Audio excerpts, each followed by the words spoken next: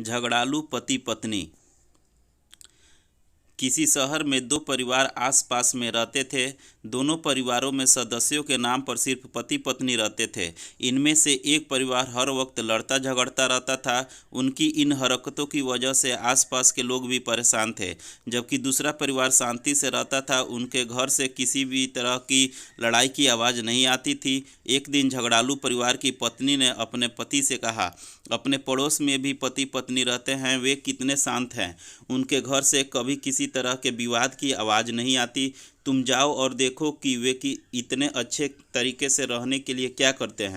पति चुपचाप गया और छुप कर देखने लगा। उसने देखा कि पत्नी हॉल में फर्श पर पोछा लगा रही थी। तभी किचन से कुछ आवाज़ आई और वो किचन में चली गई।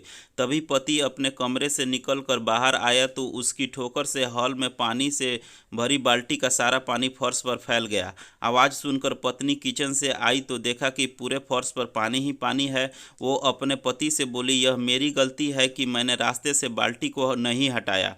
पति ने जवाब दिया, नहीं, ये मेरी गलती है क्योंकि मैंने ध्यान से नहीं देखा और गलती से मेरा पैर बाल्टी पर लग गया।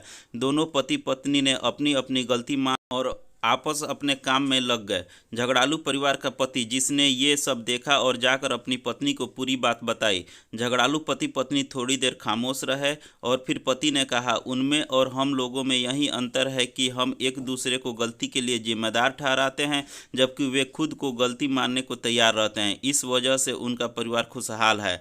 झगड़ालू पति पत्नी को अपनी गलती का एहसास हो चुका था और उन्होंने इस घटना से भविष्य के लिए सबक भी ले लिया था।